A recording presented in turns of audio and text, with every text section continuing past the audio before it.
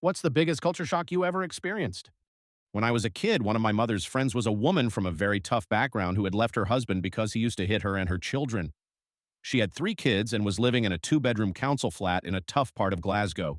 My mom met her because they were both doing part-time university degrees as mature students. She was studying to get a teaching qualification. I became friends with one of this woman's kids when I was about 6 or 7.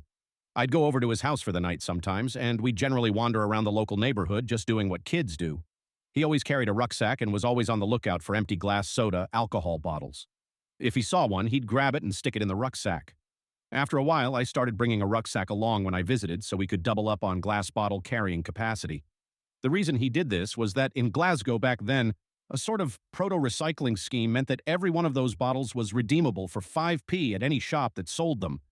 They'd collect them, give out 5p per bottle, send them off to be recycled and be reimbursed for their time by the local government.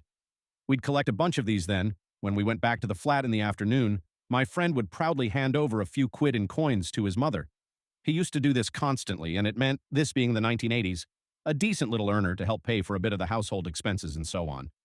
I came from a family with a detached house in the suburbs that had 2 cars, 2 parents, 2 nice holidays a year, and no real worries when it came to money. Not rich, just lucky to be standard middle class. Meanwhile, this woman was raising 3 children by herself while studying to become a teacher, in a tiny little damp flat in a bad part of town. She never asked her son to do what he did. He just took it upon himself, age 7 or whatever, to go out and do it. It took me a while to understand what was happening, but once I did, I can honestly say it was one of the defining events of my life.